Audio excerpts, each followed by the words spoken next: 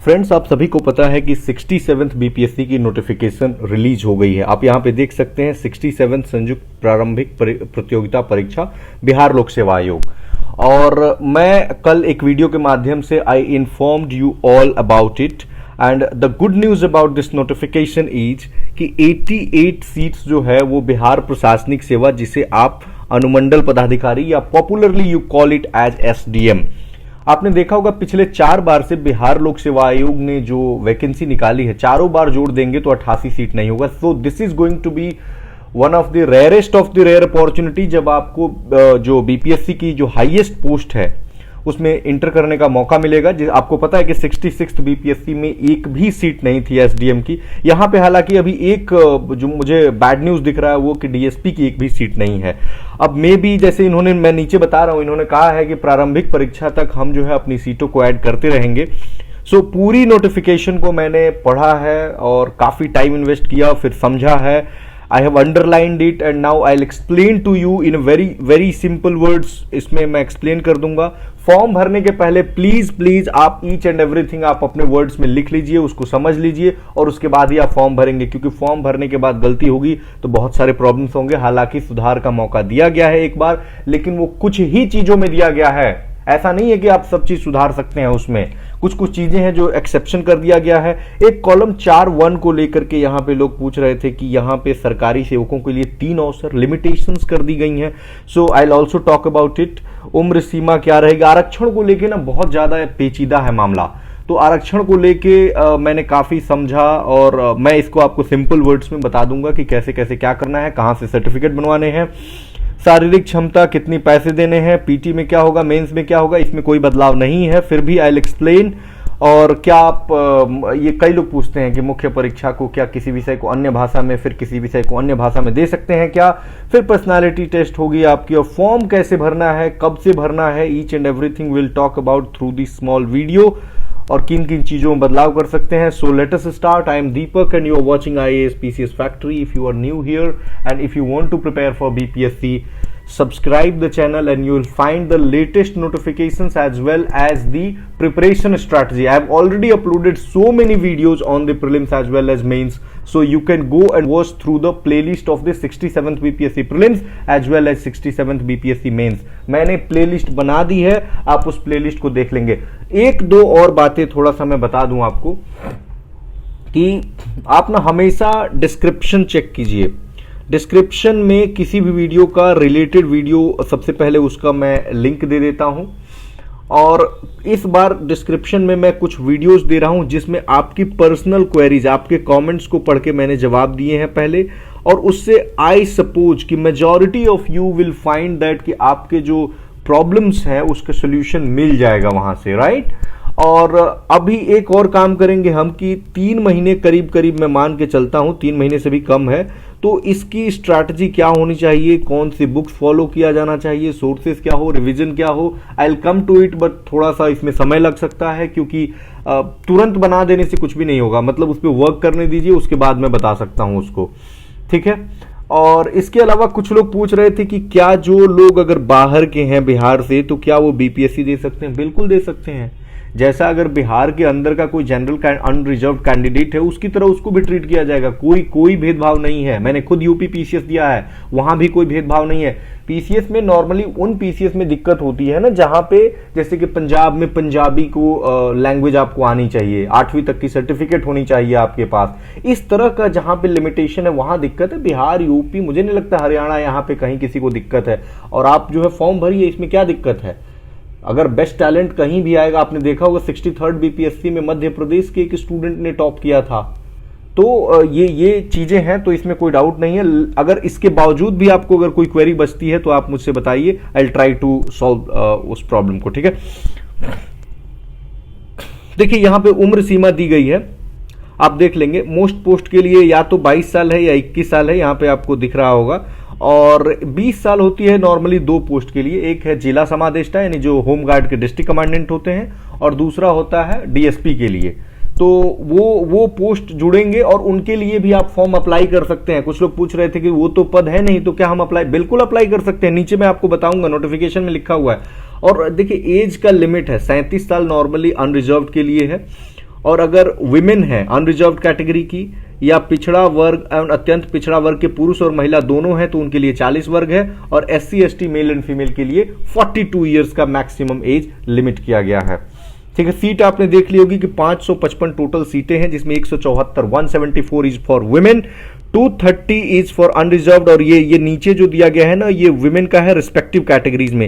ये देखिए UR की इतनी है, SC की मैंने लिख दिया, आप पढ़ लेंगे, ST की 5 है। ST का इसलिए कम दिख रहा है ना क्योंकि बिहार में ST का पॉपुलेशन काफी कम है, सो अराउंड 1 या 1.3% of the reservation is only there for ST। यही हाल यूपी में भी होता है। सो यहां पे थोड़ा सा दिव्यांगता से रिलेटेड इंफॉर्मेशन है, कोड दिया गया है, जैसे 6 है दृष्टि दिव्यांग, DD मुख बधिर, ये आप देख लेंगे। यहां पे लिखा है प्रारंभिक परीक्षा के पूर्व अधियाची विभागों से प्राप्त होने वाली अधियाचना को शामिल किया जा सकता है। जो मैंने बात बता दिया है कि संख्या जो है बढ़ सकती है प्रारंभिक परीक्षा तक।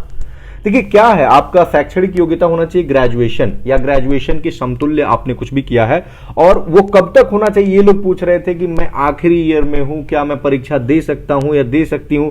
देखिए जिस दिन फॉर्म का अंतिम डेट है, यानी फॉर्म का अंतिम डेट है 5 नवंबर, तो 5 नवंबर तक आपका जो ग्रेजुएशन की मार्कशीट है, I am not talking about degree, आपकी जो मार्कशीट है कि हाँ भैया या जो भी है आप उत्तीर्ण हो गए, तो अगर आप उत्तीर्ण हो गए उस समय तक तो आप ये फॉर्म भर सकते हैं। 5 नवंबर तक आपका रिजल्ट नहीं आता है, आप फॉर्म नहीं भर सकते हैं, एज सिंपल एज दैट।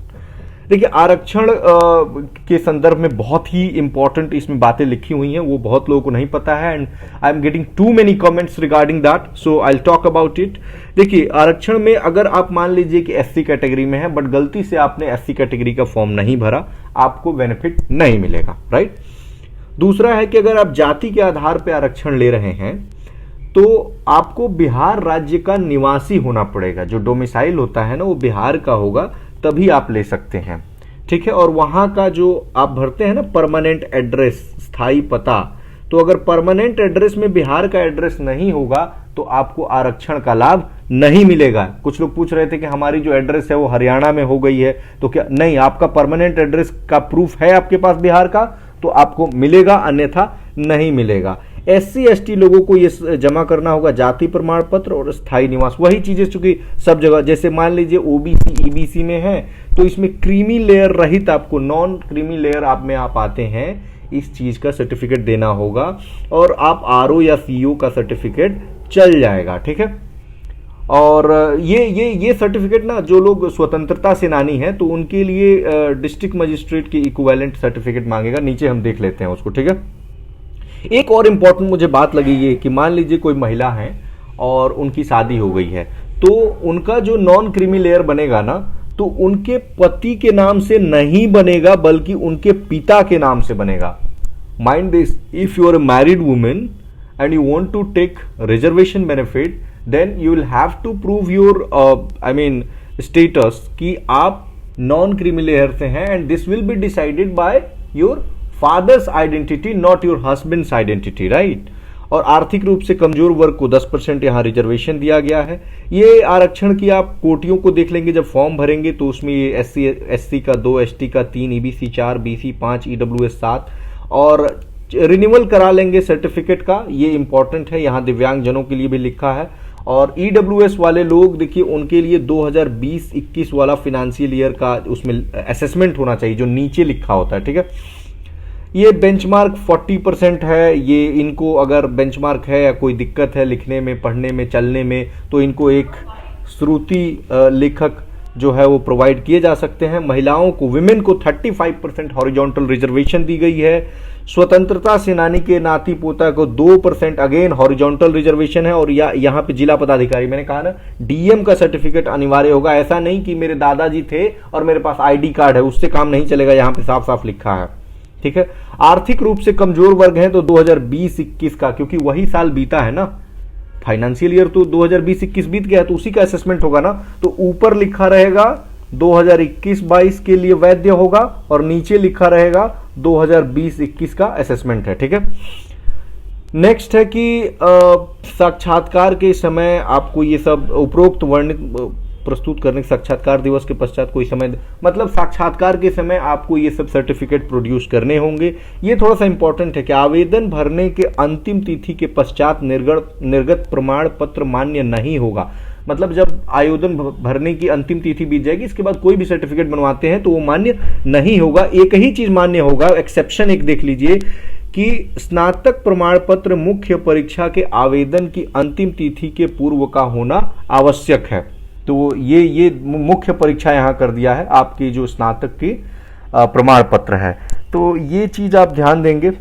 उम्र सीमा आपको पता है कैलकुलेट जो की जाएगी वो कितने वर्ष के आप हुए हैं, वो 1 अगस्त से 2021 से की जाएगी कि 1 अगस्त 2021 को आपकी उम्र 20 साल है या 21 साल है। ये नहीं कि आप किस दिन फॉर्म भर रहे हैं या किस दिन नोटिफिकेशन आ रहा है, इससे कोई मतलब नहीं है। मैट्रिक में जो आपका नाम होगा या एज होगा उसी को मान्य समझा जाएगा।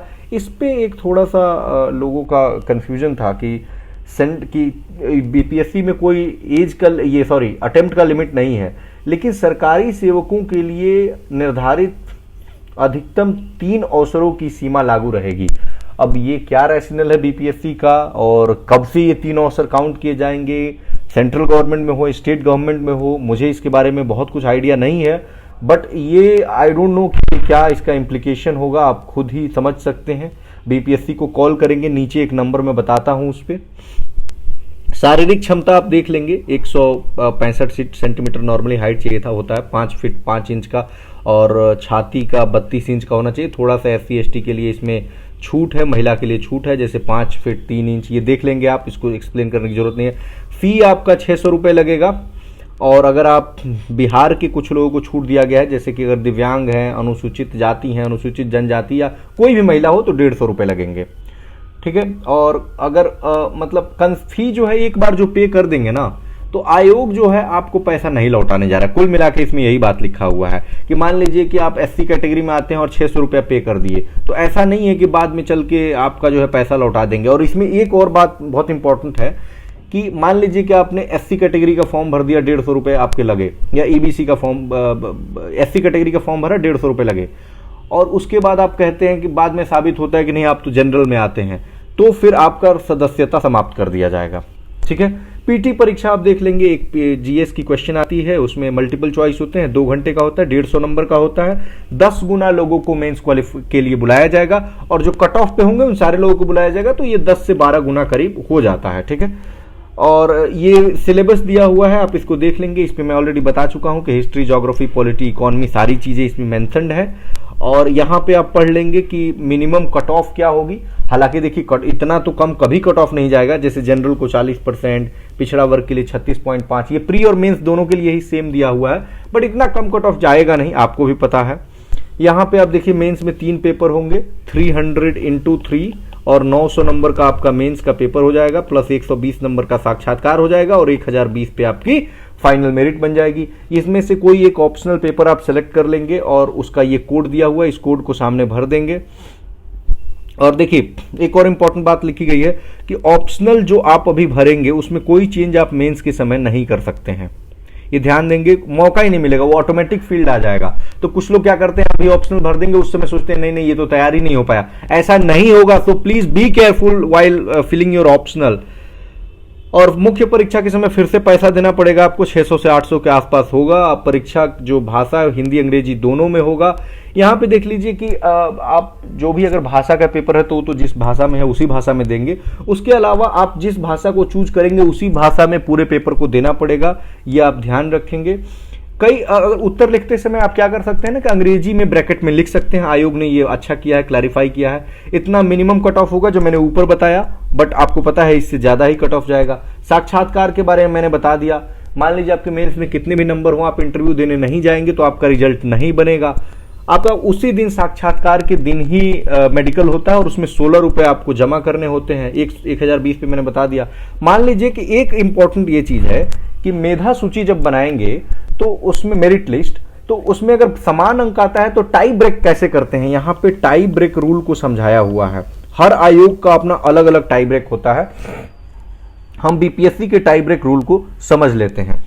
देखिए मान लीजिए कि 2 लोगों का समान अंक आ गया, तो देखा जाएगा कि मुख्य परीक्षा में यानी लिखित परीक्षा में जिनका ज्यादा होगा उनका रैंक ऊपर हो जाएगा, मतलब उनको आगे कर दिया जाएगा। मान लीजिए कि लिखित परीक्षा में भी उन दोनों का समान है, तो वैसे में क्या करेंगे कि जो वैकल्पिक विषय है आपका ऑप्शनल पेपर है, देखेंगे कि जीएस का हटाएंगे और केवल ऑप्शनल में देखेंगे, ऑप्शनल में जिनका ज्यादा होगा उनको ऊपर करेंगे।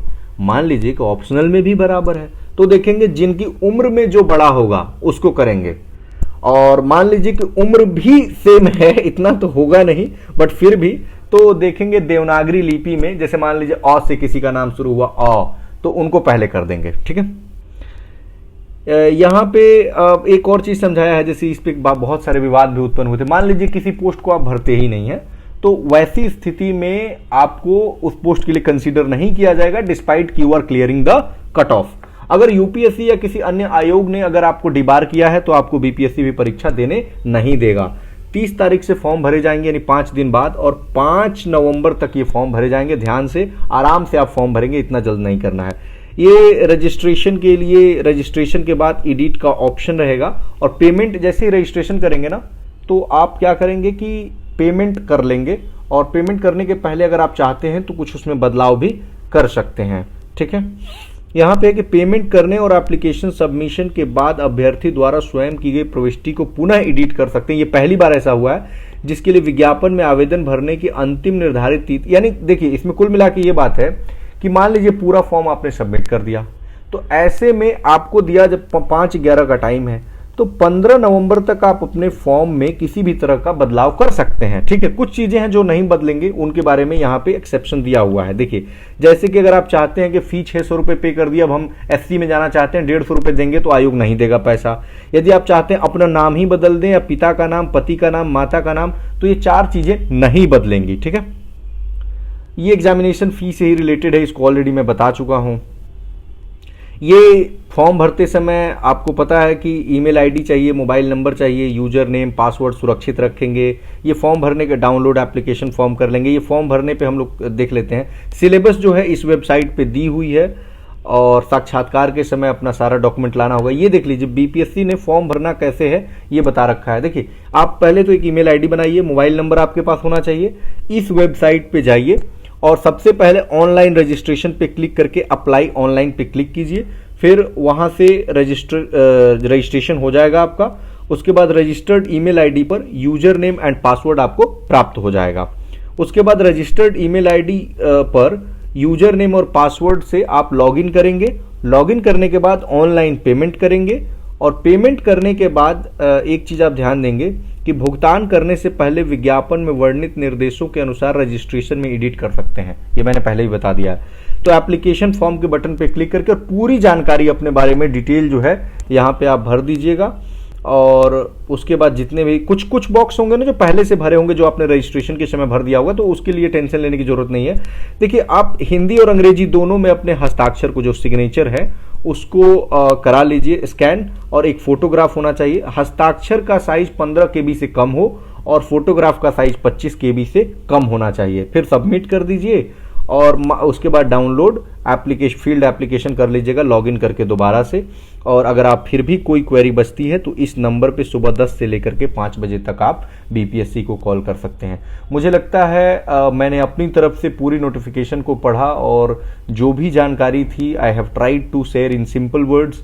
अगर आपको फिर भी लगता है कि कुछ चीज़ें यू हैव द डाउट्स, या कुछ प्रिपरेशन से रिलेटेड यू वांट मेरी हेल्प, देखिए ईच एंड एवरीथिंग मैं नहीं पढ़ा सकता हूँ, क्योंकि I am all alone working here, और I am preoccupied with certain things, you can understand that. तो जो देखिए बुक्स का मैं क्या है ना कि मैं चैप्टर्स इसलिए नहीं पढ़ा रहा ना कि वो सारी चीजें बुक्स से बढ़िया कहीं नहीं दिया हुआ है, आपको खुद से पढ़ना चाहिए। हाँ, पढ़ना कैसे है ये इंपॉर्टेंट है, मैं इस पे बता सकता हूं कि कौन से चैप्टर्स पढ़ने हैं, कैसा पढ़ना है, कितनी रिवीजन होना चाहिए। You can ask me such things, right? Thank you very much.